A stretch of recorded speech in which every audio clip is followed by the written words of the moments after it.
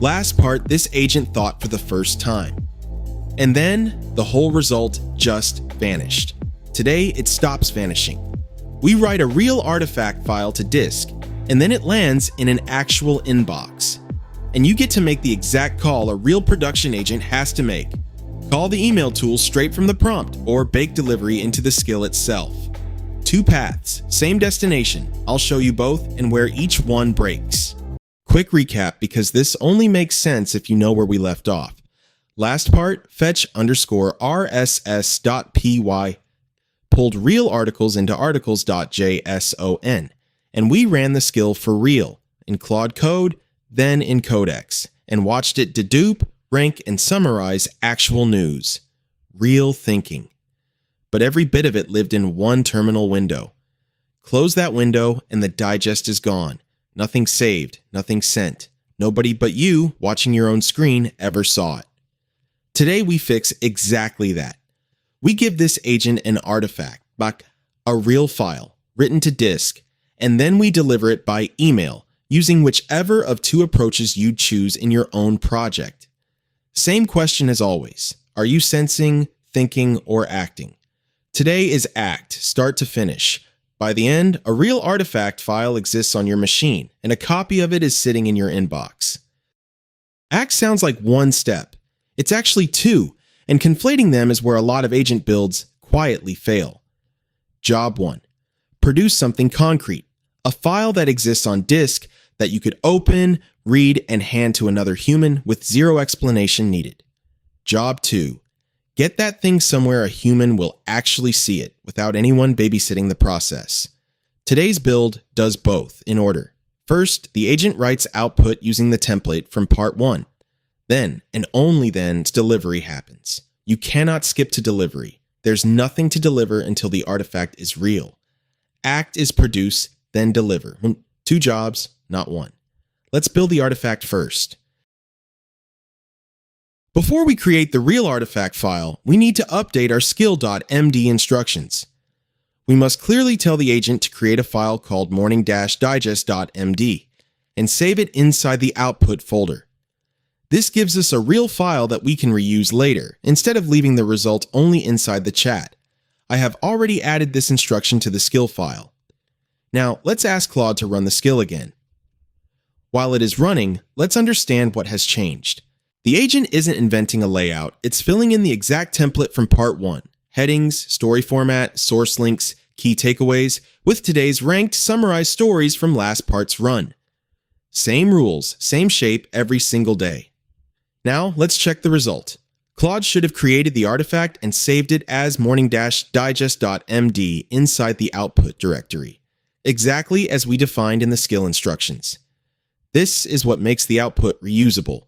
Open that file right now and it reads like something a person wrote and saved on purpose. Not a chat log, not a terminal scrollback you'd lose the second you close the window.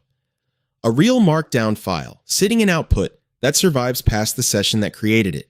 The digest is no longer trapped. It's a real file on disk. Now it needs to get somewhere you'll actually see it. If watching this agent finally produce something that outlives the terminal session felt satisfying, that's the whole build. Subscribe. 2 parts left after this one. Before we wire up email, one decision and it's yours to make in your own project, not mine to make for you. Do you want to call the email tool directly from the agent prompt, or do you want delivery baked into the skill itself? Option A. The Gmail MCP tool is already connected in your Claude Code session. You add one line to the prompt, email the formatted digest to the configured recipient, and the agent reaches for the tool that's already sitting there. 0 changes to the skill itself. Option B. You add a step 10 to skill.md, so delivery is part of the playbook. Not an instruction you have to remember to add every time you invoke this thing. Same result either way. The artifact lands in an inbox. What's different is where the decision to send it lives. 2 paths, 1 destination. Let's run the fast one first. That's the entire change. No new file, no skill edit. The agent formats output, then calls the Gmail MCP tool with the recipient, a subject line, and the digest as the body. This is the fastest path there is. If Gmail MCP is already connected to your session, you're one sentence away from a delivered digest. The trade-off: that connection has to exist in whatever session runs this agent, which matters a lot once we get to scheduling. 2 parts from now. One added instruction, and the digest is in the inbox. Now, the other path, same result, different place the decision lives. If you only watch one more section, make it this one, because this is where you decide which pattern you're actually going to use in your own project, not just which one looks cooler in a demo. Now let's look at the most important changes between Part 2 and Part 3. First, we will update the instructions inside skill.md. Then we will add a new file called delivery.md. This file will tell the agent how the final artifact should be delivered. These 2 files work together. Let's start by checking what changed inside the skill file. With the new instructions, one invocation can now handle the complete workflow: sense, think, format, and deliver. The delivery step is now part of the skills playbook, so we no longer need to remember to add extra delivery instructions every time we run it. Next, let's look at delivery.md. This file defines the default email recipient. In an interactive session, the agent can still ask whether we want to use a different email address. It also explains what the agent should do when delivery succeeds or fails.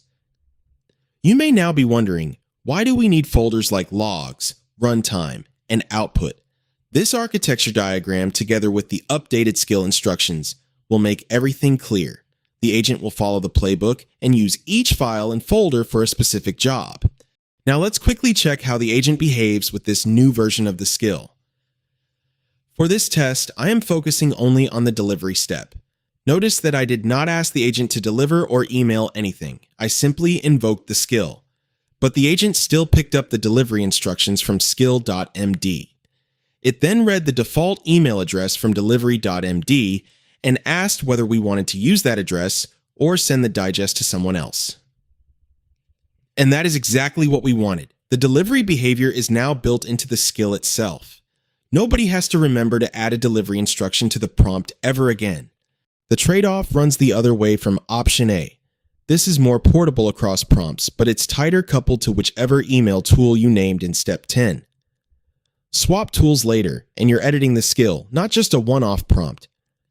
Same destination, but the decision to send now lives inside the playbook itself. Both delivery option just did the same job. Let's look at what that actually leaves us with. Whichever path you picked, here's what exists right now that didn't exist an hour ago. 2 parts ago, this project was 3 empty files. Today, it's a real digest, saved to disk, sitting in an actual inbox, sensed, thought through, and acted on completely. But notice the word that's still doing all the work here: invocation. Somebody, you, still ran the command that kicked this off. The agent senses, thinks, acts, and delivers beautifully the moment a human types the prompt. The full loop works, but a person still has to start it every single time. That's exactly the wall Part 4 removes. Say it with me, because it's still the line carrying this whole series. The agent is the worker, the skill is the playbook, and the tools are the worker's hands. Today, the hands finally produced something and handed it off. Digest exists. An email arrived. And you saw both ways a real project makes that delivery decision: a direct tool call from the prompt or a step baked into the skill. So you can pick the one that fits how you'll actually run this. Sense, think, and act are all real now. The only thing missing is a trigger that isn't you. Part 4 removes the human from that trigger. If you're following this build, subscribe now. If Part 2 left you with a digest trapped in a terminal, and today it landed in your inbox instead, that's the arc. One real piece, every part. Next time, we remove the human from the trigger. Local cron first, then Claude Code's own skill with Gmail MCP. So this digest shows up every morning at 7 a.m. without you doing anything. Though it'll still be tied to your Claude account, and that's exactly the limitation Part 5 breaks.